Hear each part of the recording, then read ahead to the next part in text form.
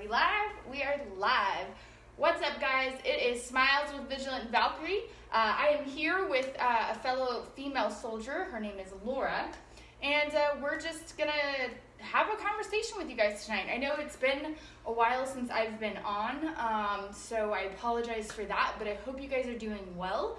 I know things are chaotic still in the States right now, but in time we will all push through this. Thank you for those that have joined us. I don't have my glasses on. I probably should put those on, so I can't really see who's joining us, but thank you for joining us.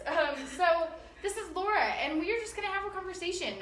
So Laura, tell me a little bit about yourself. How long have you been in the Army? She's in the Army with me. Yes, I have been in the Army like a little bit over 4 years now. I'm from Texas, of course, from a very small town. Everybody here is from Texas. I'm like the odd man out here. Everything's bigger in Texas and better.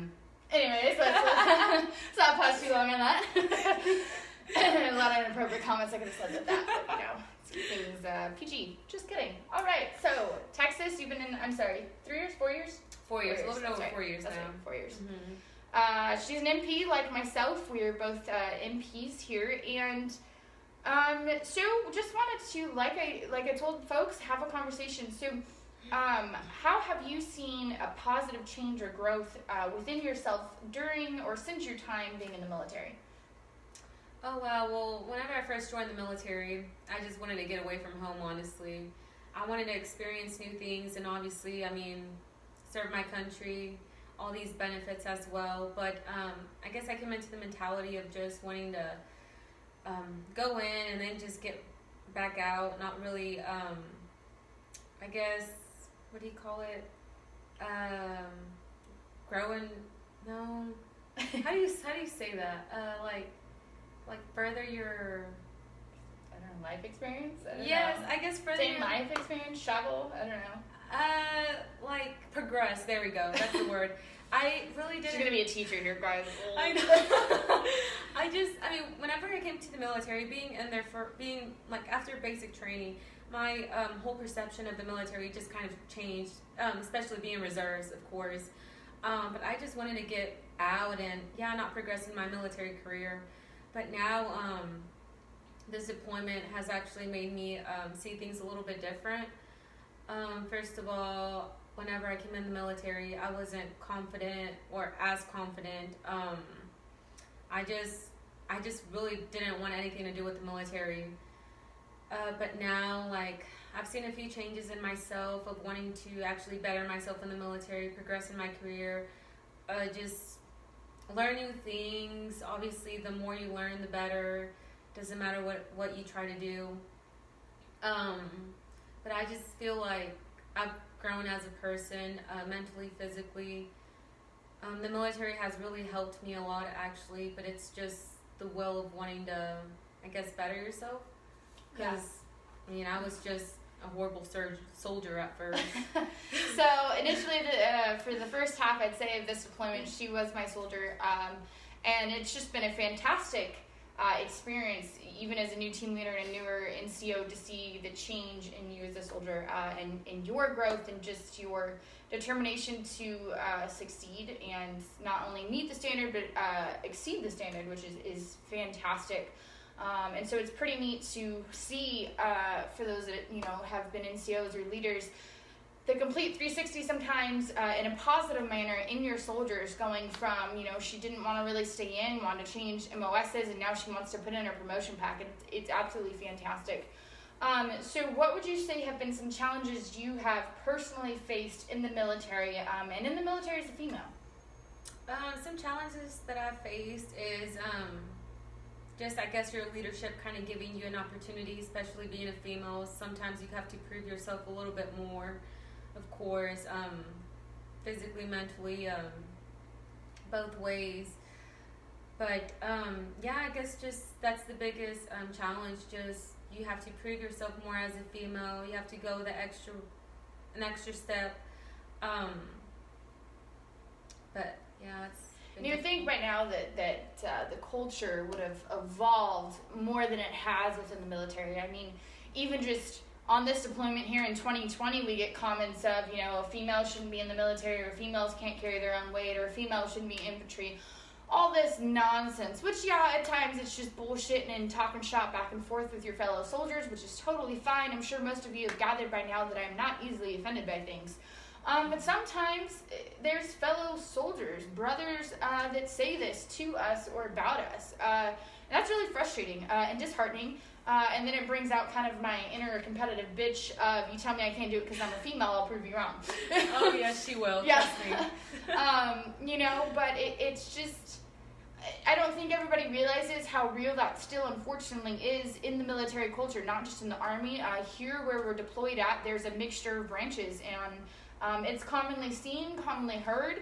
I still kind of get excited when I see high-ranking females, whether NCOs, enlisted, or officers, because I don't feel like I see that very often. So it's really neat, I think. But yeah, so is there anything else you wanna talk on? You wanna share?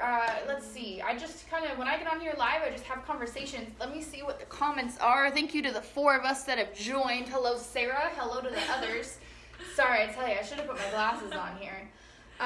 We are doing well here on deployment. I'm sure some of you have seen. I've been just struggling with some things here and there, but that comes with life, for one. In deployment, I can say we were all ready to very much go home. Oh, yes. And as I'm sure you know, we're delayed because of the coronavirus. We don't have really any idea of when we'll be home now. And of course, OPSEC can't say much more than that, but we really have no idea when we'll be back. So that sucks. But other than that, we are doing well here. Does anybody have any questions for Laura or myself? Any comments, feel free to post. Trying to think of some other hot topics right now. I know one of the concerns in the veteran community right now is because of the self-isolation and the social distancing.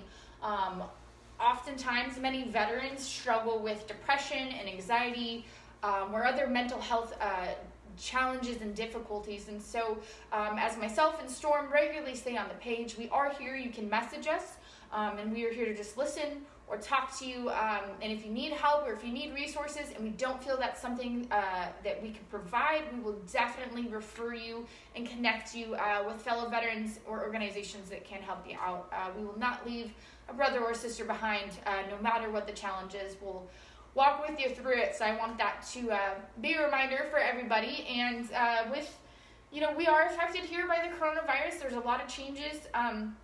Thankfully, there's been no one here in our AO or area of operation that has been infected with it, but if still, of course, it has changed our daily activities, etc. As I know it has in the States. The States right now is having a hard time with it. I know my family is my folks are stuck inside, and I don't know, how about your family? Well, your dad still works, yes, right? My dad's a contractor, so, I mean, he's been affected, I guess, a little. But, I mean, even then, he's got to work, and so that's having to put himself, it's essential. But one of those essential things, so my brother's a paramedic. He's an essential worker. My sister-in-law is an essential worker, your father. So, there's a number of essential fields out there that are having to continue to work, which is great because, yes, it's a blessing. They're still earning a paycheck, but it is a concern. They can't necessarily see their family or be close to their family. And then, of course, you have those that are laid off or unable to work, and so there's that financial challenge as well. So, we are far, we are halfway across the world, but we are hurting with our family and with fellow Americans in America. And I hate politics. I very much hate politics. I really do. But America is, in my opinion, one of the greatest freaking countries ever, and we will get through it. Oh, yes. We definitely will. So other than that, I don't really know what's going on with Vet Fest. I know if you guys keep up with Disgruntled Vets, I haven't heard of it being delayed or canceled or postponed or anything like that, but we will keep you updated. As of now, I will say that it looks like if the date is not postponed for Vet Fest, that I will likely not be there just because of the delays in our return home. So that is really disappointing. We've got our apparel still on the online store. Laura herself has purchased a few things. What is it? What did you get? You the hat? I got the hat. Yes, I love it. Oh yeah, my gosh, yes. my Looks favorite nice. is one of our tank tops and our hoodies, actually. So that's just kind of some fun merchandise, that's just kind of fun. And when you wear it, kind of gets the word out there. And then, of course, those funds are helping build a foundation for us here at Vigilant Valkyrie so that we continue to work towards our goal of becoming a nonprofit. That is my number one thing when I get back, is to hopefully file for our nonprofit status, and then we can really hopefully kick off with the resources that we, myself and Storm, are looking to provide to the specifically female veteran community. Some things that we've talked about is hopefully being able to provide emergency funding for necessities such as utility bills or clothing for a veteran mother's children for school, things of that nature. We're also wanting to try and set up something in regards to emergency housing for domestic violence mothers and children, things like that. So we've got a lot of things here in the works with Vigilant Valkyrie. I just wanted to update you on that. That, as Laura hears me all the time talking about it actually here, but we've got a lot of things going on in the background. I know that we haven't posted much about it, but things are happening, and we are so excited here at Vigilant Valkyrie to continue to grow and hopefully continue to give back to the veteran community and specifically our veteran sisters. So I think that's about it. We just wanted to get on and say hello, have Laura talk a little bit. It's great to hear some stories from fellow female warriors. It is great. I look forward to when I'm home and I can do more of these with more Lady Valkyries, as we like to call them here. So anything else? Yeah, go for it. So the thing with, I guess my whole story and stuff, like how I said, I just wanted to get out. Of course, I'm reserves. We really didn't do much. But hey, don't hate on us reserves too much. Right. Okay. Okay. True. I think you didn't talk shit on us enough, all right? Oh, goodness. But I guess the thing is, whenever you see really good leadership, that kind of motivates you to want to better yourself. I know Sergeant Sim, oh wow, her leadership skills are amazing. She really surprised me. She has so much dedication, the will to help people. Whenever I came into this deployment, I was at 180. I've lost 40 pounds, and thanks to her, she would cook for me. I'm like, what are you doing? I'm like, eat your salad. Yes. That's all you get. She would baby me, and now I'm doing so great on my PT test. I was at a score 160, and I improved to 270 on my APFT.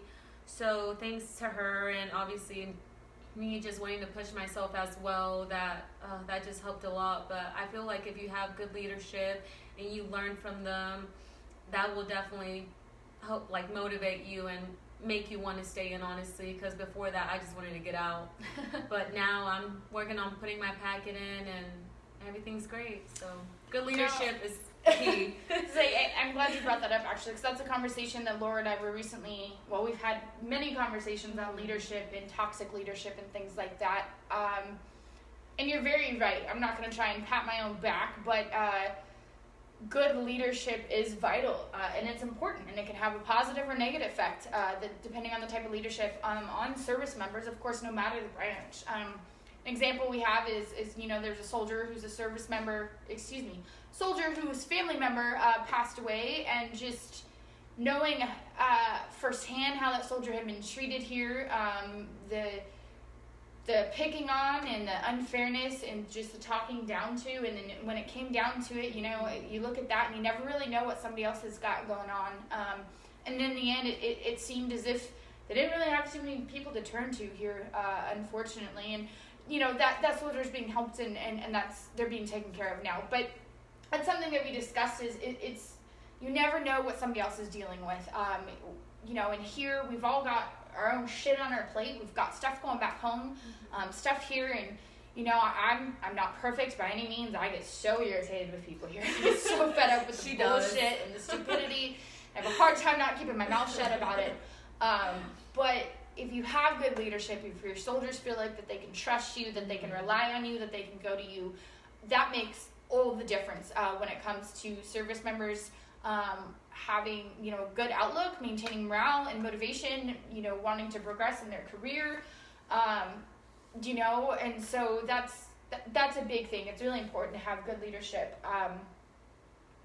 I don't know, just like you said, it can either have a really good impact or not. You know, when I got here, I did not feel like I had the best leadership at all. I did not have, well, I feel like there's a lot of Blue Falcons here, unfortunately. But I got moved to a different section and things are better. I feel like I have a better squad leader now, who I feel like takes care of things, and that has definitely changed. You know, I was dealing with a lot of low morale and lack of motivation and just feeling like shit, really. She could tell you, I became a fat lard. I was telling her to go run, and yet I was sitting in my freaking room all the time. Yep, she was. But, you know, it's good to have good leadership. So, I know we've kind of talked about some random things. Thank you for the 2 of you that are sticking with us. But I do know it's early in the morning back in the States, and this is last minute. So I apologize for that. But hopefully you guys will check out this video later. Thank you so much for joining us. Thank you, Laura, for getting on here and talking. And I hope you guys have a great rest of your day, and you will be hearing from me soon. Have a good one, guys. Peace. Bye.